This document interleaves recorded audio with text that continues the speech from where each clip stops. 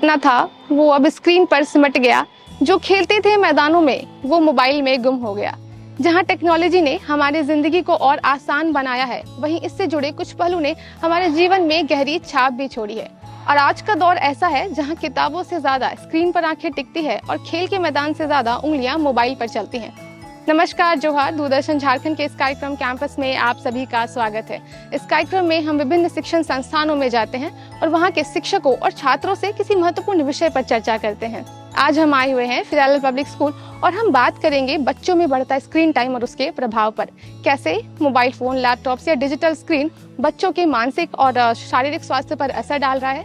क्या यह तकनीकी युग में हमें तरक्की दे रहा है या कहीं ना कहीं ये हमें हमारी जड़ों से दूर कर रहा है। आइए आज इन्हीं सवालों के जवाब ढूंढने की हम कोशिश करते हैं और जानते हैं इस स्कूल के शिक्षकों और छात्रों के विचारों को। तो चलिए हमारे साथ।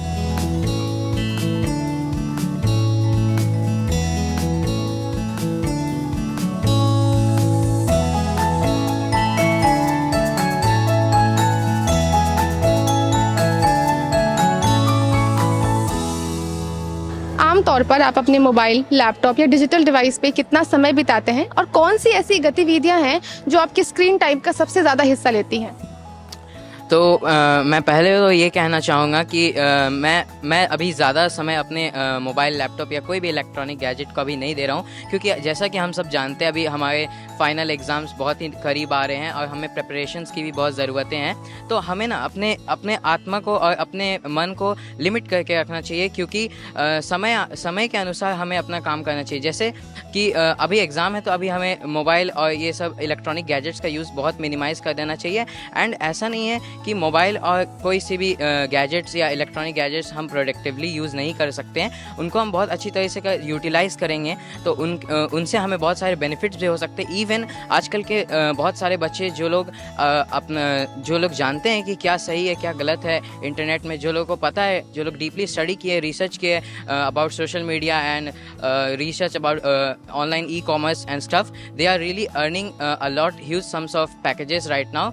ये शॉर्ट फॉर्म कंटेंट्स हमारे माइंड में डोपामिन को ट्रिगर करते हैं। डोपामिन वो शॉर्ट टर्म सेटिस्फैक्शन फ्लूइड होता है जो हमारे ब्रेन तब रिलीज करता है जब उसे कोई एक काम करने में बहुत इंटरेस्ट आए। और जिस तरह हम 1 मिनट के शॉर्ट देख के क्यूरियस हो जाते हैं और स्क्रॉल अप करते चले जाते हैं, तो 1 मिनट का शॉर्ट अगर हम 30 शॉर्ट देख लिया ऐसे ही करते करते तो 30 मिनट चले जाएंगे, जो कि एक लॉन्ग 30 आवर इन्फॉर्मेटिव वीडियो देखने से कहीं बेकार बात है। इससे अच्छा कि हम एक शॉर्ट इन्फॉर्मेटिव वीडियो देख ले हाफ एन आवर का, एंड उसके बाद अपने फ़ोन या डिवाइस को साइड में रख के अपना काम करें।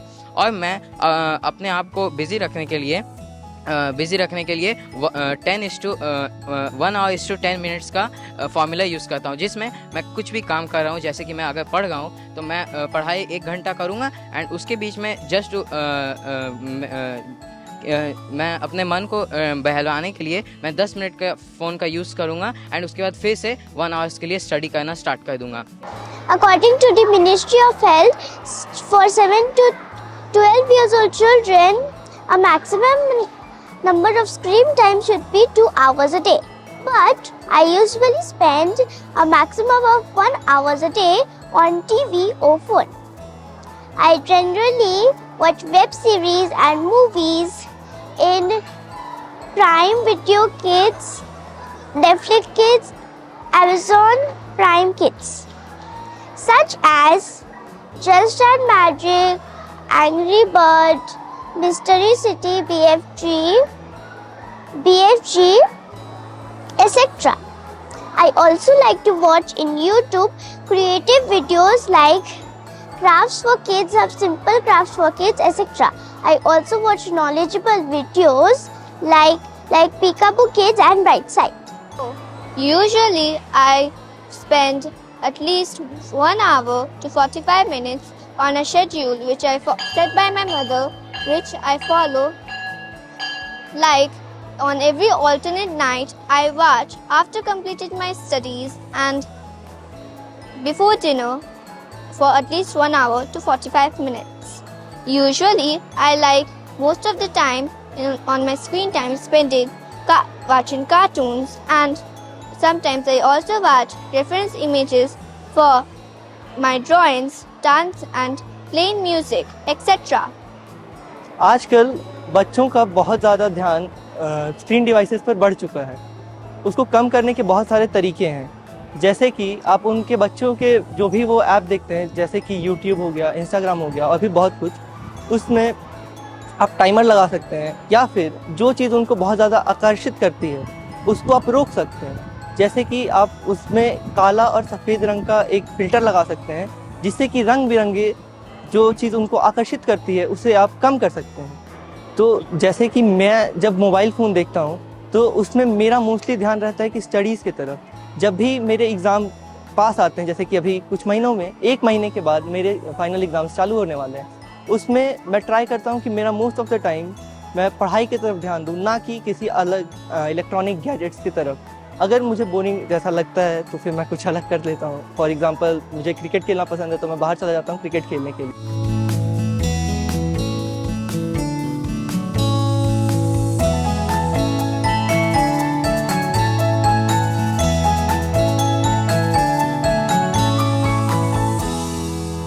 स्क्रीन टाइम का अत्यधिक उपयोग आपके मानसिक स्वास्थ्य और सामाजिक जीवन को कैसे प्रभावित करता है? Screen time is very effective to our mental and physical health.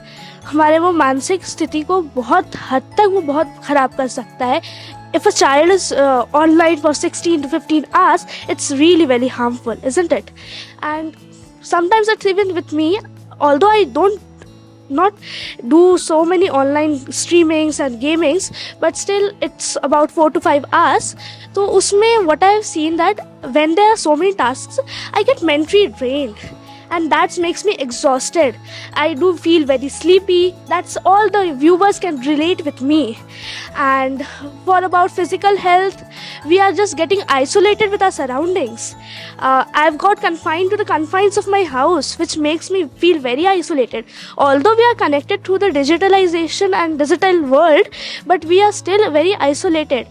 And to overcome this, the only things we can do that indulge ourselves in physical activities, like example dancing, singing, jogging, cycling, and etc. There are so many of your hobbies which you can indulge yourself in instead of those online gamings and streamings. Although internet has become a very integral part of our life, as we cannot exclude it completely, although we can filter up the contents and use it. Therefore, I would just only say to all the audience and all the kids listening to me that filter up what you are using. Good ones, take the good ones, release out the bad ones, and yes, that's how you can not make a bad use of the internet, and though you can make a very good one of that. Screen time हमारे जीवन में हमारे mental health पे ज़्यादा असर कर रहा है। ये हमारे आई साइट, कम्युनिकेशन स्किल और किसी से बात करने को भी बहुत कम कर दे रहा है। अगर हम कुछ हार्मफुल कंटेंट देख लेते हैं तो वो हमें फैमिली मेम्बर, अपने फ्रेंड्स से दूर कर देता है और हमें लोनली फील कराने लगता है। जैसे कि अगर हमने कुछ देख लिया खून खराबा, वो हमारे माइंड में सिर्फ चलते रहता है कि ऐसा हुआ वैसा हुआ। हम अपने सोशल लाइफ से बहुत दूर हो जाते हैं और ना ही हम किसी के साथ बात कर सकते हैं, ना ही कम्युनिकेट कर सकते हैं किसी से कि ऐसा हुआ, चाहे मेरी लाइफ में ऐसा होने वाला है। Yes, I have.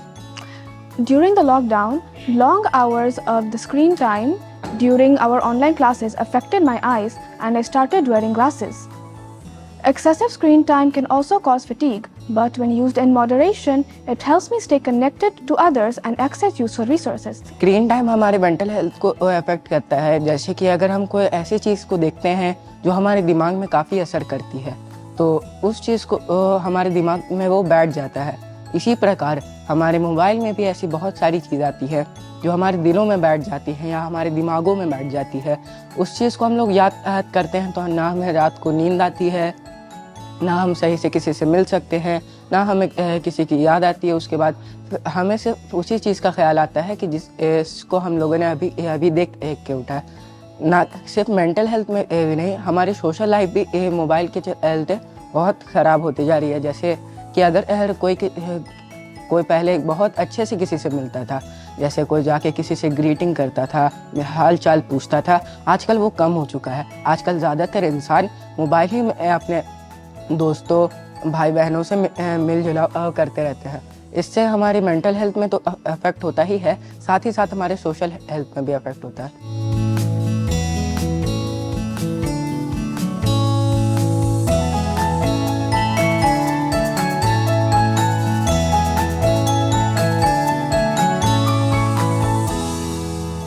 Screen time को हम लोग प्रोडक्टिवली कैसे यूज़ कर सकते हैं, आप इसको कुछ उदाहरण देके बताएंगे?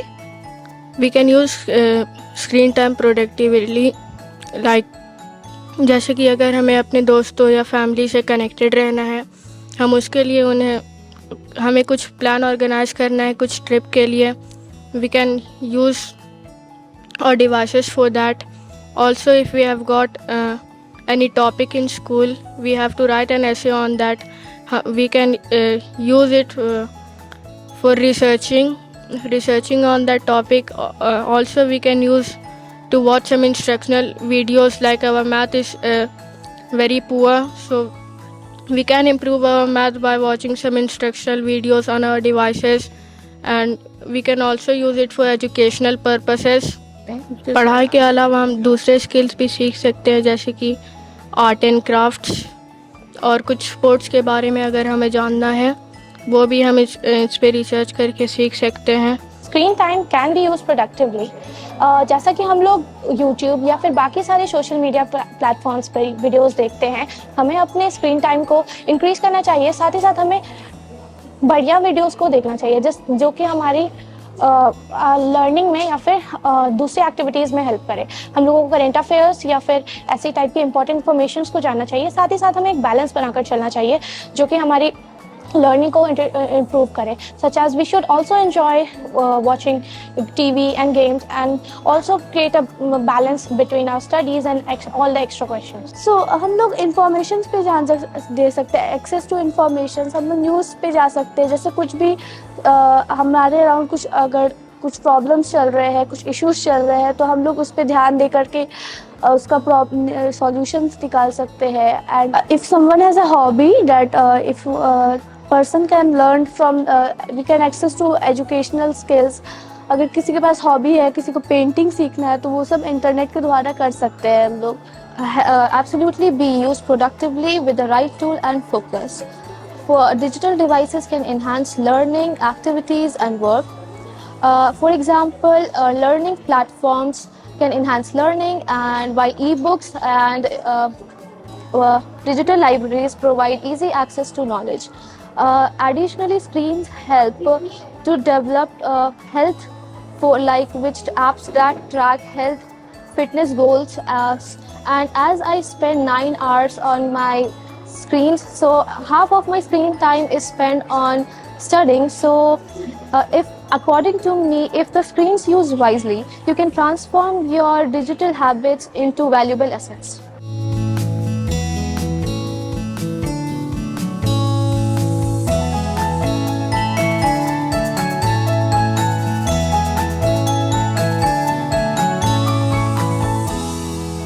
अगर कोई व्यक्ति अपने स्क्रीन टाइम को सीमित करने में संघर्ष कर रहा है, तो आप उसको क्या सलाह दोगे? अगर कोई व्यक्ति अपने स्क्रीन टाइम को रिड्यूस करने में संघर्ष कर रहा है, तो मैं उसे कहूँगा कि वो कोई ऐसा एक्टिविटी करे जिससे उसको करने में अच्छा लगता हो. जैसे वो खेल हो सकता है, वो कोई भी एक्टिविटी जैसे painting, playing cricket and others. He can also do something which makes him happy, जैसे कि खेल cricket, painting, cycling and others. अगर कोई अपने स्क्रीन टाइम को मैनेज नहीं कर पा रहे हैं, तो मैं उन्हें एक एडवाइस देना चाहूँगी कि वो अपने दिन के पहले और अंतिम घंटे में फ़ोन ना यूज़ करें, ताकि वो अपने दिन का शुरू और अंत बिना किसी डिस्ट्रैक्शन के कर सके. मैं उन्हें एक और चीज़ बोलना चाहूँगी कि वो अपने दिन के लिए एक फिक्स शेड्यूल कर ले, जिसमें वो अपने स्क्रीन टाइम को भी इंक्लूड करे. इससे हमारी स्क्रीन टाइम से हमारे कोई और एक्टिविटी में कोई फ़र्क नहीं पड़ेगा, और हम अपने डेली एक्टिविटीज़ को एक फिक्स रूटीन में कर सकेंगे. और मैं उन्हें ये भी कहना चाहूँगी कि अगर वो अपने स्क्रीन टाइम को एक बार में नहीं रिड्यूस कर पा रहे हैं, तो धीरे धीरे अपने स्क्रीन टाइम को रिड्यूस करें. हम लोग स्क्रीन टाइम को प्रोडक्टिवली यूज़ करने के लिए बहुत सारा एप्लीकेशंस भी आ गए हैं अब, जिससे हम लोग पढ़ाई कर सकते हैं, जैसे कि वेदांतु या बायजूस. और अगर हमें कुछ आर्ट एंड क्राफ्ट या ऐसे किसी अदर एक्टिविटीज़ में मीन्स रोचक है, हम लोग को रुचि है, तो हम लोग उसके लिए यूट्यूब या फिर गूगल या चैट जीपीटीज़ का भी यूज़ कर सकते हैं. गूगल और अदर दूसरे एप्लीकेशंस हमें अपना होमवर्क और प्रोजेक्ट्स भी बनाने में मदद करते हैं.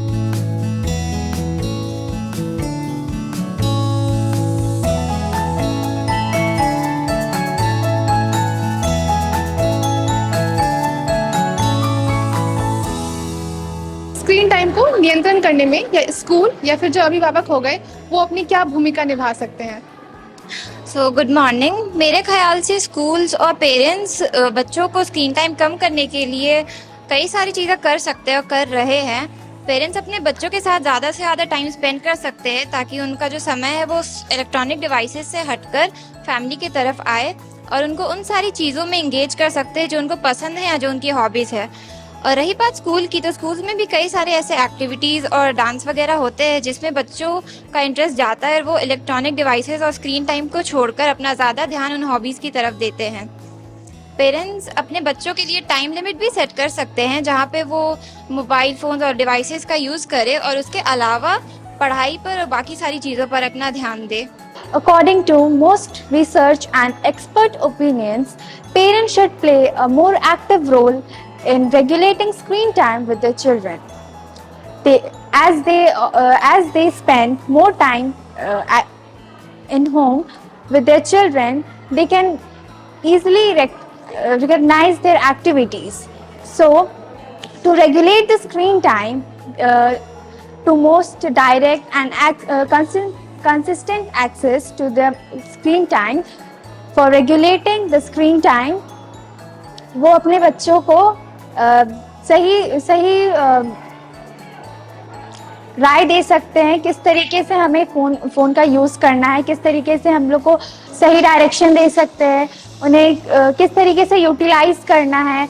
और इवन इन स्कूल वो बच्चों को एजुकेट कर सकते हैं, यूटिलाइज करना सिखा सकते हैं, अवेयर करना सिखा सकते हैं कि किस तरीके से हमें उसका यूज़ करना है। बच्चे कई बार अपने डिवाइसेस ना मिलने पे बुरी तरह रिएक्ट कर सकते हैं, पर पेरेंट्स को उनके साथ पेशेंटली डील करना होगा और उनके साथ क्वालिटी टाइम स्पेंड करना होगा ताकि वो स्क्रीन टाइम को रिड्यूस करने में सफल रहें।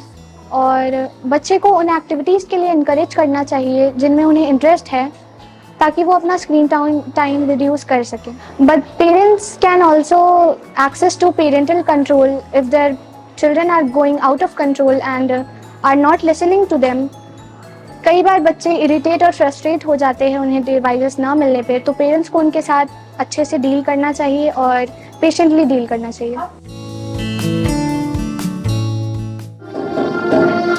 सबका अधिकार है ये, सबका सम्मान है ये, करना मतदान है ये। आया चुनाव है ये, जाना हम साथ है ये, करना मतदान है ये। सबका अधिकार है ये, सबका सम्मान है ये, करना मतदान है ये।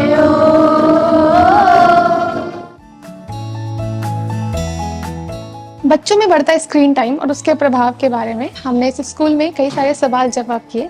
बच्चों ने बताया कि वो आमतौर पर अपना कितना ज़्यादा समय स्क्रीन टाइम पर देते हैं, किस तरीके से इसका ज़्यादा इस्तेमाल उनके शारीरिक और मानसिक स्वास्थ्य को प्रभावित कर रहा है और इसका सही इस्तेमाल क्या हो सकता है, बच्चों ने ये सब भी बताया। बच्चों से बात हो गई है, अब चलिए यहाँ की फैकल्टी से हम इससे कुछ प्रश्न करते हैं।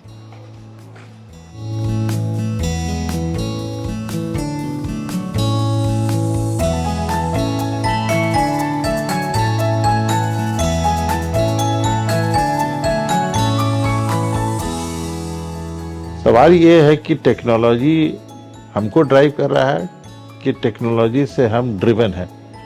आज के परिवेश में स्थिति ऐसी हो गई कि हम लोग टेक्नोलॉजी ड्रिवन हो गए हैं।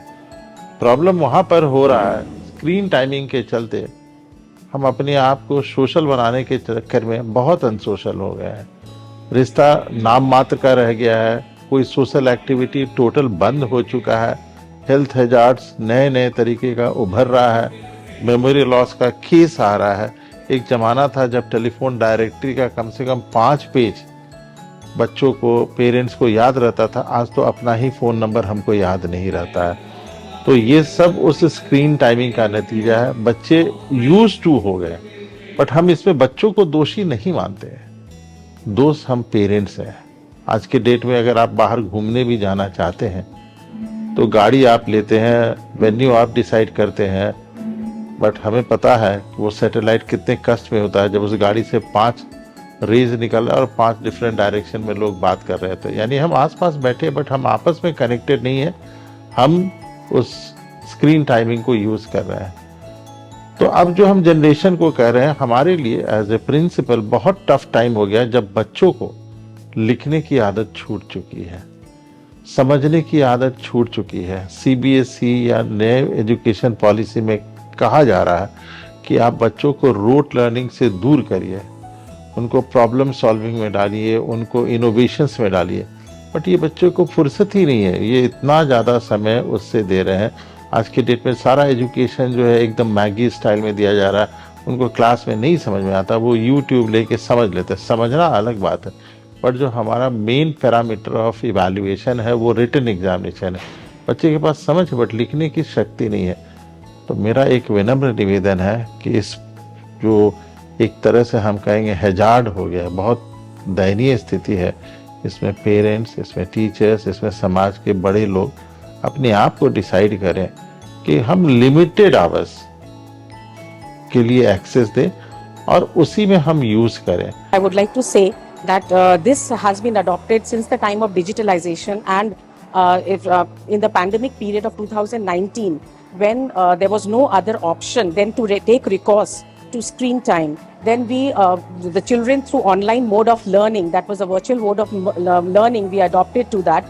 But the thing is that now in this last 2 years and 3 years, we have adapted to this modern educational technology, that is digitalization. But in order to reduce the screen time, it is the most important role should be played not only by the educators but also by the parents. Moreover, I feel that besides screen time, I feel that the children, due to which they are becoming unsocial and they are getting very much isolated, they don't want to mingle with the society, they are developing mental disorders, whether it is insomnia or whether it is depression. That basically in the World Economic Forum, which I was just going through, we see that depression is kind of a mental disorder which is found mostly in the adolescent.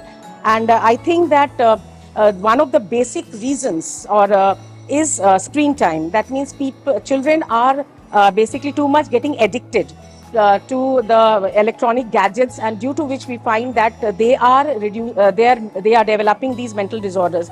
So definitely what I can conclude by saying that the most important role as a teacher, as an educator, and definitely considered as a nation builder, we find that we need to motivate the children, we need to counsel the children as long as we are there in school, and definitely the parents should look into this so that a better future we can think of, we can strive for a better future, because already the children are the future of the country. This is my personal experience. I can see many of the students, not only here in the school, as well as this problem is now spreading like a huge disease, the screen time.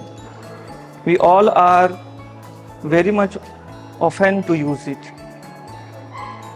Family में, schools में बच्चों को हम लोग यही सिखाते हैं कि अपने स्क्रीन टाइम हम लोग इसको छोड़ नहीं सकते हैं, ना इसको हम लोग एकदम से बंद कर सकते हैं। तो बच्चों को ये सिखाया जाता है कि आप अपने स्क्रीन टाइम को कुछ लिमिट कर सकते हैं, क्योंकि इसके दुष्परिणाम बहुत सारे हैं। आप अपने सोशल स्किल्स को डेवलप नहीं कर पाइएगा, एज वेल एज आपकी मानसिक स्थिति, शारीरिक स्थिति पर भी नकारात्मक प्रभाव डालता है। तो हम चाहते हैं बाकी सारे बच्चे भी, पेरेंट्स भी इन चीज़ों को समझें। बच्चे को बस इस चीज़ के लिए मोबाइल या फिर लैपटॉप या टैबलेट नहीं देना है कि बच्चे वो टेम्पररी सॉल्यूशंस होता है, नॉट अ परमानेंट सॉल्यूशन। और लेटर ऑन डेज ये काफ़ी बहुत ज़्यादा ही बच्चों के दिमाग पे, शारीरिक स्वास्थ्य पे एक नकारात्मक प्रभाव डालता है। कहीं भी किसी क्षेत्र में आपके अंदर एक संयम होना चाहिए, एक डिसिप्लिन होना चाहिए कि आप उस चीज़ को आगे बच्चों में भी इनकलकेट कर सकें, बच्चों को भी सिखा सकें अपने में संयम रखना। हर एक चीज़ का अपना टाइम होना चाहिए, टाइम लिमिट होना चाहिए। डेफिनेटली हमारे 24 घंटे का दिन होता है। डेफिनेटली बच्चे आजकल बहुत ज़्यादा सब चीज़ों में इन्वॉल्व हो रहे हैं, हमारे ज़माने में ये चीज़ नहीं था। सो ऑटोमेटिकली हम लोग ये भी सोचते हैं कि बच्चे के लिए 24 घंटे का टाइम भी कम पड़ता है आजकल। सो अगर उसी 24 घंटे को हम अगर फ्रूटफुली यूज़ कर सकें, चैनलाइज कर सके बच्चों को कुछ अच्छा सीखने के लिए, उनका ग्रोथ और डेवलपमेंट तभी पॉसिबल हो पाएगा। तो यही हमारा सोच है कि बच्चे अपना डिसिप्लिन लाएं, पेरेंट्स और अभिभावक जो भी हैं और टीचर्स जो भी हैं और उनके पीयर ग्रुप्स जो भी हैं, उनके फ्रेंड सर्कल हैं, सभी उनको अच्छा करने की सलाह दें। हाँ, उनके लिए उनको सोचना चाहिए कि कोई भी बच्चा हमारे राष्ट्र का एक बहुत बड़ा ट्रेजर है, हमारा सिटीजन, आगे जाके ग्लोबली हमारे नेशन को ये लोग रिप्रेजेंट करेंगे बाहर। तो हमको लगता है कि अच्छा सिटीजन, नागरिक बनना बहुत ज़रूरी है और इसके लिए हमको बहुत ज़्यादा बैलेंस अपने आप में लाने की बहुत आवश्यकता है और इसी से हमको लगता है तभी बच्चे में ग्रोथ हो पाएगा और इसी के लिए हम एजुकेटर्स की इसकी बहुत कोशिश करते हैं। अभी के दौर पे जैसे कि सब जानते हैं कि बच्चे आजकल एक्टिव हैं मोबाइल्स पे, तो उनका जो स्क्रीन टाइम है जो बढ़ रहा है, जिसके वजह से उनके एकेडमिक साथ ही साथ उनका जो पर्सनल ये है मेंटालिटी, उस पर भी असर पड़ रहा है। बच्चे अब किताबों में कम और मोबाइल्स पे ज़्यादा ध्यान दे रहे हैं, जिसके वजह से उनका जो एकेडमिक्स है बहुत ही मतलब क्या बोले मिनिमल होते जा रहा है उनका जो भी रिजल्ट है। तो हम चाहते हैं कि बच्चे लोग को, खासकर उनके पेरेंट्स को हम ये सजेस्ट करना चाहेंगे कि उनका स्क्रीन टाइम को थोड़ा कम किया जाए। बच्चों को मोबाइल कम से कम देने का कोशिश करें ताकि वो अपने स्टडी पे फोकस कर सके, अपने मेंटल एबिलिटी का यूज़ कर सके। सोशल मीडिया का जो प्रभाव है वो बच्चों पे कुछ ज़्यादा ही है। मैं पिछले कई वर्षों से शिक्षिका रही हूँ और मैंने ये देखा है कि पहले के बच्चों में और आज के बच्चों में बहुत सारे अंतर आ गए हैं। जहाँ पहले बच्चे पढ़ाई पर फोकस करते थे, आज उन बच्चों का फोकस पता नहीं कहाँ खो गया है। जब भी हम टीचर्स क्लास में जाते हैं तो ज़्यादातर बच्चे उनिंदे से, आँख के नीचे काले घेरे, और कई बार तो उनके चेहरे पे ऐसा रहता है कि चलो क्या है, इससे अच्छा तो हम नेट पे देख लेंगे, पढ़ लेंगे, क्वेश्चन कर लेंगे। हम टीचर्स निश्चित ही इन सब चीज़ों से परेशान रहते हैं। पेरेंट्स से बात की जाए तो वो हमसे भी ज़्यादा परेशान है क्योंकि वो अपने सामने अपने बच्चों को बिगड़ते हुए देख रहे हैं। हम सभी जानते हैं कि कहीं ना कहीं इसमें पेरेंटिंग का ही दोष है, लेकिन जो फोकस होना चाहिए पढ़ाई पे वो बच्चों में आजकल मुझे दिखाई नहीं देती। आज के इस कार्यक्रम से यह स्पष्ट है कि स्क्रीन टाइम का अत्यधिक उपयोग न केवल शारीरिक स्वास्थ्य जैसे कि आंखों की समस्याएं, नींद की कमी या सुस्ती होना, इन सब को प्रभावित करता है, बल्कि मानसिक स्वास्थ्य जैसे कि तनाव, एकाग्रता की कमी, सामाजिक ना होना, इन सब पर भी गहरी छाप छोड़ता है। इस समस्या का समाधान संतुलन में है, जहां छात्रों को टाइम मैनेजमेंट सीखना चाहिए, नियमित अंतराल पर ब्रेक लेना चाहिए, स्क्रीन पर बिताए गए समय को सीमित करना चाहिए और आउटडोर गतिविधियां, खेल कूद, इन सब में भी भाग लेना चाहिए और परिवार और दोस्तों के साथ समय बिताना चाहिए। तो इस तरीके से टेक्नोलॉजी और अपनी निजी जिंदगी में संतुलन बनाकर बच्चे अपने जीवन में और बेहतर कर पाएंगे। इसी के साथ हम लेंगे आपसे विदा और मिलते हैं कैंपस कार्यक्रम के अगले अंक में। तब तक के लिए जोहार।